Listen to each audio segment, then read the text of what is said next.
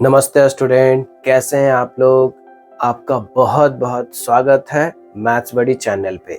मेरा नाम अभिषेक कुमार है। हम आईआईटी कानपुर से ग्रेजुएशन किए हैं और हम पिछले 7 साल से मैथ्स पढ़ा रहे हैं।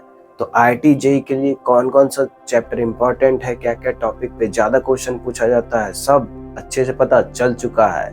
तो अभी सर्कल का डिस्कशन चल रहा है कि सर्कल का क्या क्या इम्पोर्टेंस है, सर्कल में क्वेश्चन को किस तरीके से बनाते हैं, सर्कल के क्वेश्चन में क्या क्या कॉन्सेप्ट ज़्यादा इम्पोर्टेंट है। तो हम लोग क्या क्या करने वाले हैं यहाँ पे कि सर्कल का क्वेश्चन सबसे पहले पढ़ेंगे, फिर उसके क्या क्या दिया हुआ है, कैसे निकालना है, ये सब सोचेंगे। और फिर जो थ्योरी आप पढ़ चुके हैं उसको लगा के दिखाएंगे, अप्लाई करके दिखाएंगे कि वो थ्योरी किस तरीके से क्वेश्चन में लगता है और आंसर तक पहुँचते हैं। तो इस तरीके से आप समझ जाइएगा कि आपके सामने जब कोई भी क्वेश्चन होगा तो कैसे उसमें थ्योरी लगाएंगे और आंसर तक पहुंचेंगे। तो चलिए हम लोग स्टार्ट करते हैं। तो यहाँ पे हमारे पास एक क्वेश्चन है जो कि इसमें बोला जा रहा है कि if area of an equilateral triangle. तो सबसे पहले हमारे पास एक ट्रायंगल है जो कैसा है, इक्विलेटरल ट्रायंगल। तो क्या आप इक्विलेटरल ट्रायंगल के बारे में जानते हैं? बिल्कुल जानते होंगे कि जिसका तीनों साइड क्या हो जाता है, इक्वल हो जाता है। और उसके एरिया के बारे में बात कर रहा। तो एरिया कैसे निकालते हैं ये भी जानते होंगे आप। इक्विलेटरल ट्रायंगल का तो एरिया का फॉर्मूला भी होता है √3/4 अपॉन इंटू ए स्क्वायर। तो यहाँ पे हमारे पास इक्विलेटरल ट्रायंगल है इंस्क्राइब्ड। यहाँ पे देखिए लैंग्वेज समझने का जरूरत है। इंस्क्राइब्ड जो ट्रायंगल है वो इंस्क्राइब्ड है, किसके अंदर है? Inscribed in the circle. इसका मतलब है कि दो चीज होता है, एक तो इंस्क्राइब्ड, एक होता है सर्कमस्क्राइब्ड। तो इंस्क्राइब जब भी आएगा, इंस्क्राइब जैसे ही वर्ड आया समझिए अंदर, सर्कमस्क्राइब जब भी आए तो समझिए कि बाहर। तो इंस्क्राइब्ड कौन है ये भी समझना बहुत जरूरी है। सर्कल इंस्क्राइब नहीं है। Area of the equilateral triangle inscribed मतलब ट्रायंगल इंस्क्राइब्ड है, मतलब यह है कि ट्रायंगल अंदर होगा। किसके अंदर होगा? सर्कल के अंदर होगा। तो हमको समझ में आ चुका है कि एक सर्कल है, उसके अंदर एक ट्रायंगल है जिसका कि एरिया हमको दिया हुआ है। कितना दिया हुआ है? 27√3। तो पूछ रहा है कि सी का वैल्यू बता दीजिए, सी कितना होगा। अब सी क्या है? तो सी हमारे सर्कल में यहाँ पे x² y² 2gx 2fy plus सी होता है। तो ये सी का वैल्यू पूछा जा रहा है। तो यहाँ पे अब देखिए, सबसे पहले हम जानना चाहते हैं कि सर्कल का सेंटर कहाँ पे है और रेडियस कितना पे। ये अगर जान गए तो बहुत कुछ अच्छा होगा। बताइए यहाँ पे सेंटर और रेडियस कैसे निकलता है? तो यहाँ से सेंटर और रेडियस निकल जाता है। रेडियस कितना होगा, सेंटर कितना होगा? तो 2g। 2g के जगह पे कितना है जी? 2g के जगह पे है 10। तो 2g के जगह पे है 10 तो g कितना हो गया? 5। 2f के जगह पे कितना है? 2f के जगह पे है 12। तो f कितना हो गया? 6। अब देखिए c तो c है। अब यहाँ पे रेडियस अगर आपसे पूछा जाए तो रेडियस कितना होगा? रेडियस होगा g का स्क्वायर प्लस f का स्क्वायर माइनस c का अंडर रूट। तो यहाँ पे कितना आने जा रहा है? 5 का स्क्वायर प्लस 6 का स्क्वायर माइनस c का अंडर रूट। तो कितना आ गया जी? 25 प्लस 36 माइनस c का अंडर रूट। तो ये कितना आ रहा है? ये आ रहा है 6 5 11 61 माइनस सी का अंडर रूट। देखिए सर्कल का रेडियस आ चुका है। अब सर्कल के रेडियस से हमको क्या काम था, सर्कल के रेडियस से क्या जरूरत था? तो किसका एरिया दिया हुआ है? ट्रायंगल का एरिया दिया हुआ है। तो सर्कल के रेडियस में हमारा सी है, सी का वैल्यू पूछा जा रहा है। अब बताइए डायग्राम कैसे बनाएंगे? तो डायग्राम बनाएंगे ऐसे, सर्कल बन गया।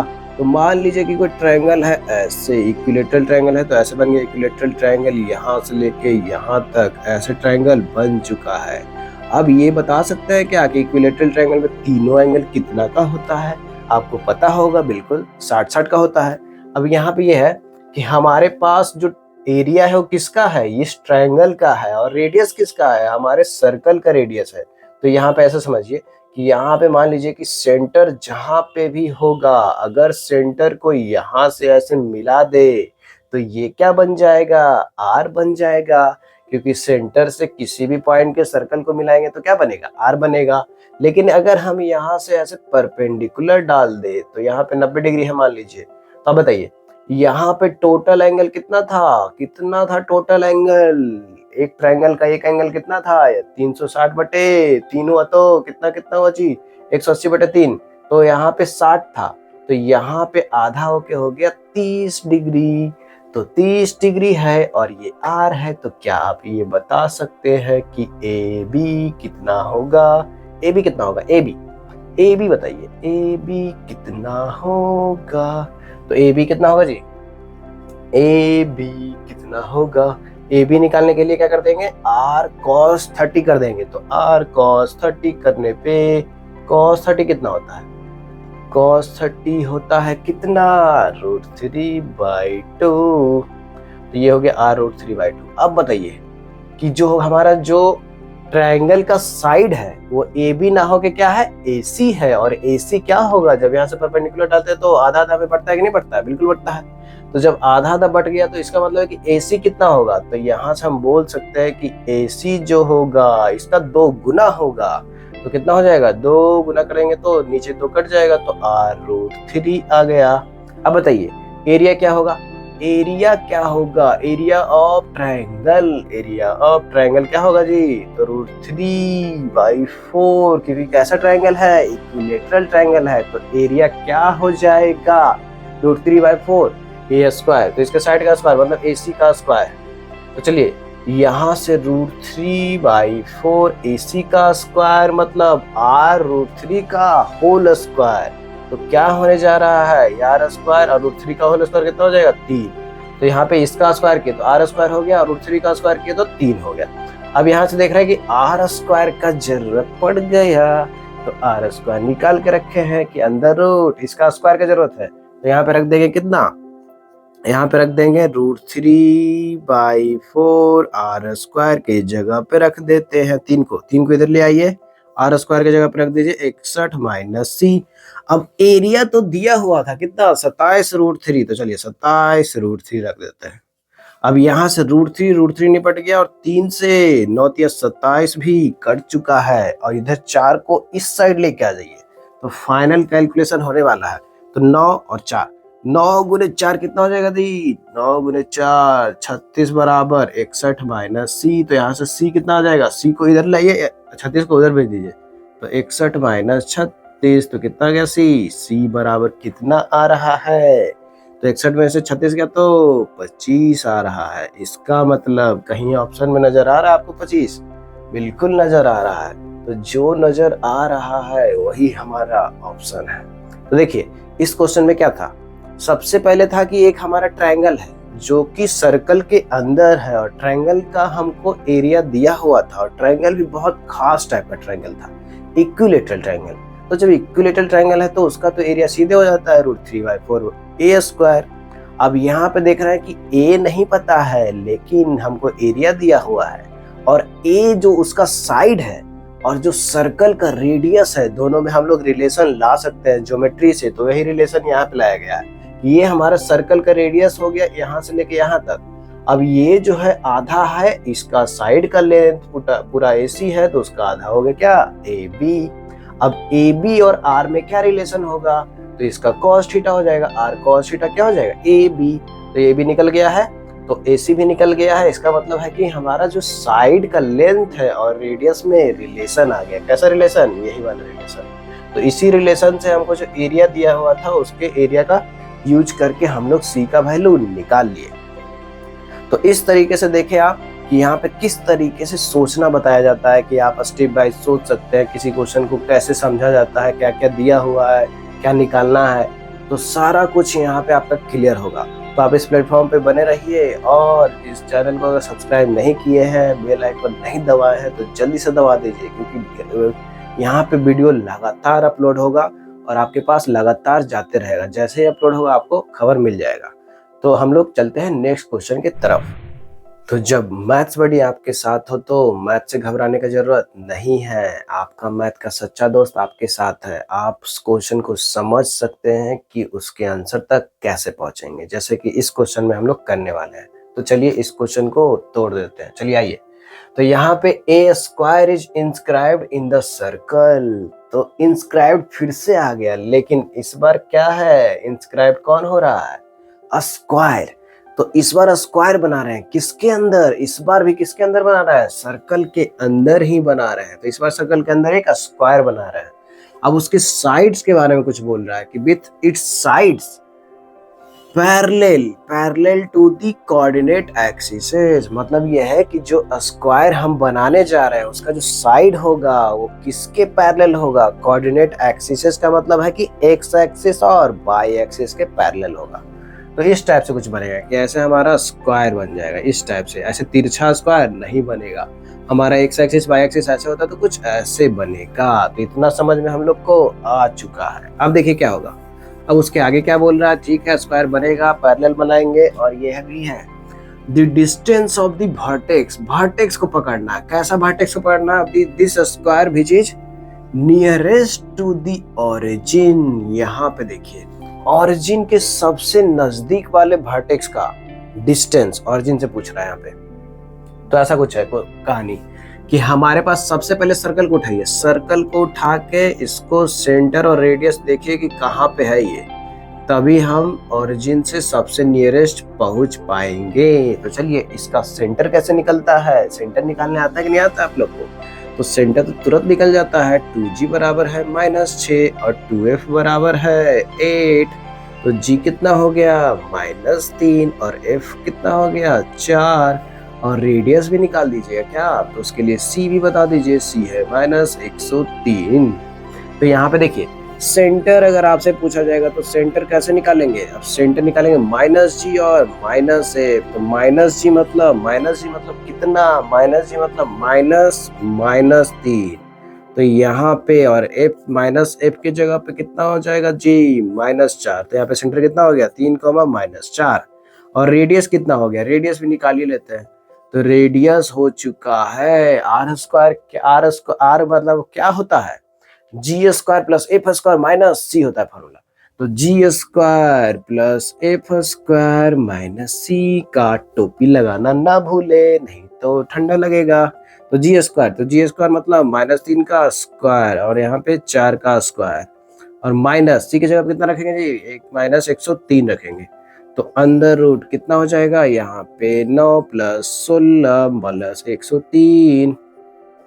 अब देखिए कितना आ गया, तो ये आ चुका है कितना 16 और 25, 25 में से 103 जोड़ेंगे तो आ जाएगा 128। अब 128 को पहचानते कि नहीं पहचानते हैं, बिल्कुल पहचानते होंगे। 128 होता है 2 पे पावर कितना होता है, 2 पे पावर 7 होता है। तो 2 पे पावर 7 है तो यहाँ से निकल जाएगा 8। 64 गुने 2 है ये, तो 8 निकल गया, 8√2 आ गया ये। तो हमारा आ चुका है रेडियस भी और सेंटर भी। तो हम लोग देखिए सेंटर इसका कहाँ पे है 3, -4। तो सर्कल को सबसे पहले ड्रा करेंगे क्योंकि ऑरिजिन के रेस्पेक्ट में हमको देखना है क्या, उसका वर्टेक्स स्क्वायर का। तो सबसे पहले सेंटर और रेडियस को ड्रा करते हुए एक सर्कल बनाएंगे और उसके अंदर स्क्वायर बनाएंगे और उसका वर्टेक्स देखेंगे फिर, और देखेंगे ऑरिजिन के सबसे नजदीक क्या है। तो हमारा सेंटर आ चुका है, तो सेंटर यहाँ पे लिख लेते हैं। सेंटर निकालने का तरीका आप लोग जानते थे तो हम लोग इस तरीके से निकाल लिए। और रेडियस कितना आ गया, रेडियस आ चुका है कितना 8√2। अब देखिए क्या करने वाले हैं हम लोग, अब ये करने वाले हैं कि सबसे पहले सेंटर रेडियस आ जाने के बाद इसको ड्रा करते हैं एक्स एक्सिस और वाई एक्सिस पे, क्योंकि ऑरिजिन से हमको रेस्पेक्ट में देखना है। तो ऐसा कर देंगे कि ये हो गया हमारा एक्स एक्सिस और वाई एक्सिस ऐसे। अब इसका सेंटर कहाँ पे है 3, -4 मतलब किधर होगा 3, यहाँ से चलना है, यहाँ से 3 इधर चले और -4 मतलब नीचे चले। तो मान लीजिए कुछ सेंटर यहाँ पे है, कुछ नीचे ऐसे और ऐसे चले, तो यहाँ पे कुछ सेंटर है मान लीजिए। अब क्या बोल रहा है कि रेडियस कितना है, तो यहाँ देख रहा है कि 3 और -4 है, मतलब यहाँ से डिस्टेंस होगा 5 टोटल ओरिजिन से। अब ये 8√2 है, मतलब रेडियस इसका ज्यादा है, तो कुछ ऐसा सर्कल बन रहा है। तो बड़ा सा सर्कल बन रहा है, कुछ ऐसा सर्कल बन रहा है, मान लीजिए बड़ा सा सर्कल कुछ ऐसा। तो ये इसके बाहर चला जा रहा है सर्कल, इतना बड़ा बन जा रहा है। तो हम लोग किसी तरीके से ऐसे बना दे रहे हैं, चलिए बन गया। अब क्या पूछ रहा है क्वेश्चन, क्वेश्चन में क्या पूछा जा रहा है, क्वेश्चन में पूछा जा रहा है कि सबसे पहले इस सर्कल के अंदर क्या बना दो, इंस्क्राइब्ड। इंस्क्राइब्ड मतलब होता है कि अंदर, तो अंदर कौन रहेगा, स्क्वायर रहेगा। कैसे रहेगा स्क्वायर, तो एक स्क्वायर बनाएंगे। अब ये भी बोला था कि जो स्क्वायर का साइड है वो किसके पैरेलल होगा, कोऑर्डिनेट एक्सिस के पैरेलल, मतलब वाई एक्सिस के पैरेलल और एक्स एक्सिस के पैरेलल। तो स्क्वायर बनाएंगे और उसका जो साइड होगा वो कैसा होगा, एक्स एक्सिस और वाई एक्सिस के पैरेलल होगा। तो कुछ इस तरीके से स्क्वायर बन गया। यहाँ से ऐसे मतलब स्क्वायर बन चुका है हमारा। तो ऐसे स्क्वायर बन चुका है। तो इस तरीके से सर्कल है। चलिए आ जाइए इधर। हमारा सर्कल है और ये स्क्वायर भी बन चुका है। तो अब क्या करेंगे, क्या करेंगे, स्क्वायर है ये, क्या करेंगे, हमको ज्यादा कुछ नहीं करना है। हमको बस ये करना है कि जो सबसे नजदीक है ओरिजिन से वो कितना दूरी पे ओरिजिन से, ये बताना है। तो बताइए ये जो पॉइंट है वो कितना है। तो सेंटर तो हमको पता है कि -3, -4 है। 3, -4 सेंटर यहाँ पे दिया हुआ है, निकाल चुके हैं हम लोग। अब देखिए ये वाला पॉइंट अगर किसी तरीके से पता चल जाए तब हमारा काम हो जाएगा। तो क्या आप ये निकाल सकते हैं? बिल्कुल निकाल सकते हैं। कैसे निकाल सकते हैं? स्क्वायर का प्रॉपर्टी लगाइए। स्क्वायर बोल रहा है तो कुछ तो सोचिए कि स्क्वायर का क्या होगा। तो सारा साइड इक्वल होता है। अब बता दीजिए कितना कितना साइड होगा, कैसे पता चलेगा? तो ये हमारा क्या है, ये हमारा है रेडियस। और रेडियस कितना आया है, 8√2। मतलब ये जो लेंथ है वो 8√2 है। अब बताइए यहाँ पे आप इसको मिला दीजिए ऐसे। तो नाम दे देते हैं यहाँ पे PQRS, स्क्वायर है हमारा। अब बताइए यहाँ पे जरा कि ये जो लेंथ है, ये जो लेंथ है, ये जो लेंथ है, इसको T बोलती है, PQRST। तो ये लेंथ बता सकते हैं क्या, या ये लेंथ बता सकते हैं क्या? कुछ बताइए कि नहीं बताइएगा? हम बिल्कुल बता सकते हैं। कैसे बता सकते हैं? स्क्वायर है मतलब ये सब एंगल कितना होगा, ये अगर 90 डिग्री है तो बाकी 45 ही ना होगा। तो जब 45 हो गया तो 8√2 cos 45 ये हो जाएगा, और 8√2 sin 45 ये हो जाएगा। तो sin 45 भी होता है 1/√2 और cos 45 भी 1/√2। इसका क्या मतलब हुआ? इसका मतलब हुआ कि ये जो लंबाई है वो भी 8 है, और ये जो लंबाई है वो भी कितना है, 8। तो यहाँ का एक्स कोऑर्डिनेट और बाई कोऑर्डिनेट चाहिए। तो क्या आपको समझ में आ रहा है कि किस तरीके से चलने वाले हैं हम लोग? तो यहाँ से देखिए यहाँ पे एक्स कोऑर्डिनेट कितना है, 3 है। तो जब हम लोग इधर चलते हैं तो एक्स घटता है कि बढ़ता है, घटता है। कितना से घटेगा, 8 यूनिट से। तो 8 यूनिट से घटेगा और बाई में कोई प्रभाव नहीं पड़ेगा। तो यहाँ टी का कोऑर्डिनेट क्या हो जाएगा, टी का अगर आपसे पूछा जाए तो एक्स में 3 में से 8 घट गया और बाई में कोई प्रभाव नहीं पड़ा। लेकिन हम यहाँ से ऊपर जा रहे हैं, और जब हम ऊपर जाएंगे तो बाई बढ़ेगा कि घटेगा, तो बढ़ेगा। कितना से, जितना ऊपर जा रहा है, 8 जा रहा है। तो पी का क्या हो जाएगा कोऑर्डिनेट, तो यहाँ से 3 में से एक्स में तो कोई बदलाव होगा नहीं ऊपर जाने से। तो 3 में से 8 गया तो -5, और इसमें -4 में से कितना बढ़ जाएगा, तो -4 में से 8 बढ़ जाएगा। तो कितना आ गया ये फाइनल हमारा, -5,4 आ गया। तो इस पॉइंट का कोऑर्डिनेट हम लोग निकाल लिए हैं। और इस पॉइंट का क्या खासियत है कि चारों वर्टेक्स में से ओरिजिन से सबसे ज्यादा नजदीक यही वाला है। तो वर्टेक्स तो 4 था, लेकिन चारों हमसे नहीं पूछा जा रहा है। हमसे कैसा वर्टेक्स के बारे में बात किया जा रहा है, ऐसे वर्टेक्स के बारे में बात किया जा रहा है जो ओरिजिन से सबसे नजदीक हो, सबसे कम दूरी पे हो। सबसे दूर वाले के बारे में कोई कुछ भी बात नहीं हो रहा है। तो सबसे कम दूरी पे तो यही है। अब ये पूछा जा रहा है कि इसका डिस्टेंस कितना है ओरिजिन से, बताइए। ओरिजिन से डिस्टेंस, कोई भी पॉइंट का ओरिजिन से डिस्टेंस कैसे निकालते हैं, तो ओपी निकाल देंगे डिस्टेंस। ओपी कितना होगा, तो -5 का स्क्वायर और 4 का स्क्वायर। तो टोपी लगाना ना भूले। तो कितना होगा, 25 + 16। तो कितना आने वाला है जी, तो यहाँ पे आने वाला है 6×11 और यहाँ पे 41। तो कहीं पे आंसर आपको नजर आ रहा है? बिल्कुल नजर आ रहा है, 41 का अंडर रूट। तो यहाँ पे क्या क्या हुआ आप सब कुछ समझ चुके होंगे। तो यहाँ पे एक बार और रिकॉल कर लेते हैं कि क्या क्या हुआ है। तो सबसे पहले एक सर्कल था। तो सर्कल का कहाँ पे है, ये बहुत इंपॉर्टेंट है। इसमें क्यों इंपॉर्टेंट है, क्योंकि इसमें क्वेश्चन ही ऐसा पूछ रहा है कि सर्कल के अंदर एक स्क्वायर बनाएंगे। स्क्वायर कहाँ बैठा हुआ है, अंदर। अब उस स्क्वायर का जो 4 वर्टेक्स होगा उसके एक वर्टेक्स में हमको इंटरेस्ट है, चारों में इंटरेस्ट नहीं है। हमको वैसा वर्टेक्स में इंटरेस्ट है जो ओरिजिन से सबसे करीब हो। तो ओरिजिन से सबसे करीब वाला जब निकालने जा रहा है तो क्या करने वाले हैं हम लोग, ये देखने वाले हैं कि ओरिजिन के जो सबसे करीब है उसका एक्स कोऑर्डिनेट और वाई कोऑर्डिनेट कितना होगा।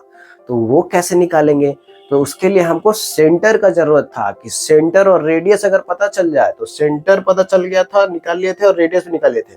और सेंटर रेडियस निकालने के बाद ये रेडियस है तो ये 45 डिग्री बनेगा। तो ये 8 होगा और ये 8 होगा। तो यहाँ 8 यूनिट कम कर दिए x में और यहाँ पे 8 यूनिट बढ़ा दिए y में, तो यहाँ पहुंच गए हैं हम p कोऑर्डिनेट पे। अब p का जब x कोऑर्डिनेट y कोऑर्डिनेट आ गया तो OP निकाल लिए, और जिनसे दूरी तो OP हमारा अंदर रूट 41 आ चुका है। तो इस तरीके से आप देख पा रहे हैं किस तरीके से आपको मैथ्स बड़ी एक एक स्टेप समझाते हैं कि किस तरीके से फाइनल आंसर तक पहुंचना है, क्वेश्चन को समझना है, क्या क्या जो कॉन्सेप्ट पढ़ चुके दिमाग के अंदर बैठ गया है, जिसपे गर्दा भी बैठ गया है, गर्दा को हटाना है और कॉन्सेप्ट को क्वेश्चन में लगाना है, सब कुछ बताया जा रहा है। तो आप इस चैनल को जरूर सब्सक्राइब करिए और अपने दोस्तों को भी बताइए। तो चलिए हम लोग एक और क्वेश्चन में चलते हैं। तो हर एक वीडियो में 3-3 क्वेश्चन रहेगा, तो अगले क्वेश्चन को भी तोड़ ही देते हैं। चलिए, तो आप क्वेश्चन से मत डरिए, आप मैथ्स बडी से कनेक्ट करिए ताकि आपको क्वेश्चन से थोड़ा भी डर नहीं लगे। तो चलिए हम लोग इस क्वेश्चन को भी तोड़ ही देते हैं। तो क्या बोले जा रहा है यहाँ पे, सेंटर ऑफ ए सर्कल। तो यहाँ पे हमारा सेंटर ऑफ ए सर्कल पूछा जा रहा है, जिसमें इंस्क्राइब्ड इन ए स्क्वायर। तो देखिए इस बार थोड़ा सा अंतर आपको समझना पड़ेगा, इस बार भी इंस्क्राइब्ड आया है। तो इस बार इंस्क्राइब्ड अंदर कौन है बाहर कौन है ये समझना बहुत ही जरूरी होता है, तभी आप क्वेश्चन बना पाइएगा। क्या बोल रहा है कि circle inscribed in a square, इसका क्या मतलब हुआ कि हमारे पास एक स्क्वायर है, उसके अंदर कौन है, एक सर्कल। इस तरीके से तो इस बार सर्कल अंदर है, बाहर बाहर कौन है, स्क्वायर है। तो ऐसा सिचुएशन है। अब स्क्वायर कैसे बन रहा है कि square found by the lines, हमारे पास लाइन बहुत सारा है। तो यहाँ पे ये एक लाइन का जोड़ा है और ये भी एक लाइन का जोड़ा है, तो दो लाइन का जोड़ा है। मतलब देखिए स्क्वायर बनने के लिए कितना लाइन चाहिए, 4 लाइन चाहिए कि नहीं चाहिए, बिल्कुल चाहिए। 2 गो इधर से 2 गो इधर से, तो स्क्वायर बन जाएगा। अब स्क्वायर बनेगा तो उसके अंदर किसको बनाना है, सर्कल को। अब पूछा क्या जा रहा था, शुरू में बोल दिया था कि सेंटर ऑफ ए सर्कल, इसका मतलब है कि जो सर्कल बनेगा अंदर उसका क्या पूछ रहा है, बस सेंटर। तो बहुत आसान क्वेश्चन है, लेकिन हमको समझना है कि अंदर कौन है बाहर कौन है, और जो स्क्वायर बनेगा उसके लिए लाइन जो दिया है उसको लाइन को कैसे निकालेंगे। तो सबसे पहले देखिए यहाँ पे एक लाइन दिया है x square minus 8x plus 12। तो चलिए इसको फैक्टराइज करके बताइए कि क्या क्या आ रहा है, इसका फैक्टर x का वैल्यू क्या क्या आ सकता है। तो यहाँ से हम लोग देख रहे हैं कि एक्स स्क्वायर माइनस 8x है, तो क्या क्या आ सकता है, यहाँ से जो रूट है वो क्या क्या आ सकता है, x का वैल्यू। तो यहाँ पे 4 और 8 है तो x का वैल्यू निकाल सकते हैं हम, 8 प्लस माइनस 64 माइनस 12 चौका 48। तो यहाँ पे कितना आएगा, 6 दूनी 12। ऐसे भी तोड़ सकते थे 6 और 2 में, तो 2 और 6 आ रहा है, इतना तो समझ में आ ही रहा होगा आपको। तो यहाँ से फाइनल पता चलने वाला है 2 और 6, क्योंकि यहाँ से जब काटेंगे तो कितना बचेगा जी, तो हमारे पास यहाँ पे 50 और 16।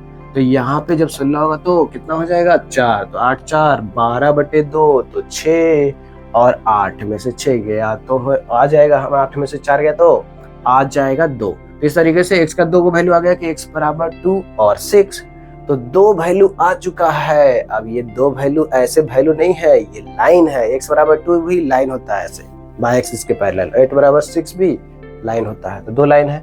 यहाँ से भी बाई निकाल लीजिए, तो यहाँ से सीधे सीधे बाई निकाल लेते हैं। By square minus 14 by plus 45 बराबर 0 है। तो क्या करते हैं कि फैक्टराइज करते हैं। फैक्टराइज देखिए 9 पचे 45, तो 9 पचे 45 सीधे बैठ जा रहा है, तो सीधे इस बार निकाल लेते हैं कि 9 x माइनस 9 होगा और x माइनस 5 होगा, यही दोनों बैठ ही रहा है। तो यहाँ से क्या आ जाएगा, बाई बराबर एक बार 5 ही हो सकता है और बाई बराबर 9 हो सकता है, ये 2 तरह का है। तो हम यहाँ पे क्या कर सकते हैं कि x भी आ गया बाई भी आ गया। चलिए अब बना देते हैं स्क्वायर। स्क्वायर बनाने के लिए क्या करना होगा हमको कि x एक्सिस और बाई एक्सिस बनाना होगा और दोनों लाइन को ड्रा करना होगा, x बराबर 2 और x बराबर 6। तो x बराबर 2 कुछ ऐसा है और x बराबर 6 कुछ ऐसा है। तो ये हो गया x बराबर 2 और ये हो गया x बराबर 6। अब देखिए बाई बराबर 5 और बाई बराबर 6। बाई बराबर 5 मतलब बाई कांस्टेंट, बाई चेंज नहीं हो रहा, तो किसके पैरेलल होगा, x एक्सिस के पैरेलल होगा। बाई बराबर 9 है तो वो भी x एक्सिस के पैरेलल ही होगा, लेकिन वो थोड़ा ऊपर होगा। तो इस तरीके से एक ऐसे जा रहा है और दूसरा ऐसे जा रहा है। तो ऐसा बनाना है कि स्क्वायर बने, तो कुछ ऐसा बनाना है ताकि स्क्वायर जैसा दिखे। तो थोड़ा ऊपर लेते हैं ताकि स्क्वायर जैसा दिखे, तो ये बन गया स्क्वायर हमारा। तो ये है स्क्वायर। अब यहाँ पे ध्यान से देखिए, ये कितना था, बाई बराबर था 5 और ये कितना था, बाई बराबर 9। तो इस तरीके से हम लोग स्क्वायर बना चुके हैं। अब क्या बनाना है, सर्कल बनाना है। किसके अंदर, स्क्वायर के अंदर। तो इस स्क्वायर के अंदर ऐसे सर्कल बना देंगे हम लोग ऐसे, जो कि सर्कल टच करते हुए जाएगा। इंस्क्राइब मतलब होता है कि सारे साइड्स को टच करते हुए जाएगा सर्कल। अब टच करते हुए जा रहा है तो इसी का बस सेंटर लाना है। अब सेंटर कैसे आएगा, सोचिए थोड़ा, कैसे सेंटर आएगा। अगर कोई भी दो पॉइंट मिल जाए तो जो उसका डायगोनल होगा और डायमीटर होगा दोनों सेम हो जाएगा। अब यहाँ पे देखिए, डायगोनल का जो मिड पॉइंट होगा वही तो सेंटर हो जाएगा। अब यहाँ से देख पा रहे हैं ये जो डायगोनल है, अगर किसी तरीके से ये पॉइंट पता चल जाए और ये पॉइंट पता चल जाए तो क्या आप ये दोनों पॉइंट बता सकते हैं? बिल्कुल बता सकते हैं। कैसे बता सकते हैं बताइए। ये दोनों पॉइंट ABCD नाम दे देते हैं इसका, ABCD। तो कोई भी दो पॉइंट, तो A B और D चाहिए, आमने सामने वाला कोई भी दो पॉइंट मिल जाएगा तो मिल जाएगा। तो चलिए B बता दीजिए। B कैसे मिल रहा है, कौन कौन से लाइन के इंटरसेक्शन से? तो x बराबर 6 और y बराबर 9। इसका मतलब है कि इसका x कोऑर्डिनेट कितना है, 6, और y कितना है, 9 है। क्योंकि इसके सारे पॉइंट पे x 6 होगा तो यहाँ भी 6 होगा, इसके सारे पॉइंट पे y 9 होगा तो यहाँ भी 9 होगा। उसी तरीके से x का वैल्यू 2 और y का वैल्यू 5। तो d के लिए क्या हो जाएगा जी, x का वैल्यू हो जाएगा 2 और y के लिए हो जाएगा 5। तो दोनों पॉइंट आ चुका है। तो मिड पॉइंट फॉर्मूला लगाइए। सेंटर, यहाँ पे सेंटर के लिए क्या करेंगे, सेंटर के लिए करेंगे मिड पॉइंट फॉर्मूला लगाएंगे। तो मिड पॉइंट क्या होगा, 2 + 6/2। तो 2 + 6/2 और इसमें क्या होगा, 5 + 9/2। 5 + 9/2 तो क्या आने वाला है देख लीजिए, 8/2 कितना होगा जी, 4। इधर 9 5 14/2। तो यहाँ पे आ गया 4 और यहाँ पे क्या आ गया, 7। तो हमारे सेंटर का x कोऑर्डिनेट और y कोऑर्डिनेट आ चुका है। तो कहीं आपको ऑप्शन दिख रहा है क्या, 4,7 ए दिख रहा है। तो इस तरीके से हम लोग समझ लिए इस वीडियो में कि किस तरीके से इंस्क्राइब्ड जब बोलता है तो कैसे कैसे कौन किसके अंदर होता है, कैसे बनाते हैं। तो जब भी सर्कल अगर इंस्क्राइब्ड होगा तो सारे साइड्स को टच करते हुए जाएगा। सर्कल अगर सबस्क्राइब्ड होगा तो सारे वर्टेक्स को से पास करेगा। और कुछ क्वेश्चन ऐसा भी किया जिसमें कि ट्रायंगल अंदर था तो उसके फिर वर्टेक्स से पास कर रहा था सर्कल। तो इस तरीके से हम लोग क्वेश्चन के सारे वेरिएशंस का आंसर निकालना सीख जाएंगे। तो बस आप नेक्स्ट वीडियो को भी देखिएगा क्योंकि उसमें भी सर्कल का बहुत ही मजेदार क्वेश्चन आने वाला है और हम लोग एक से ज्यादा ऑप्शन सही होने वाला भी सोल्व करने वाले हैं। तो आप पार्ट 3 जरूर देखिएगा क्योंकि सब में 3 क्वेश्चन रहेगा और 3 बहुत मजेदार क्वेश्चन रहता है और इसको किस तरीके से समझना है, कैसे आंसर तक पहुंचना है, सब कुछ बताया जा रहा है। तो आप इस चैनल से कनेक्टेड रहिए और सब्सक्राइब भी कर ही लीजिए क्योंकि बहुत ज़रूरी है, बहुत ही ज़रूरी है, क्योंकि तभी आपके पास वीडियो तुरंत पहुंचेगा। तो बहुत बहुत धन्यवाद आपका दिन बहुत शुभ हो।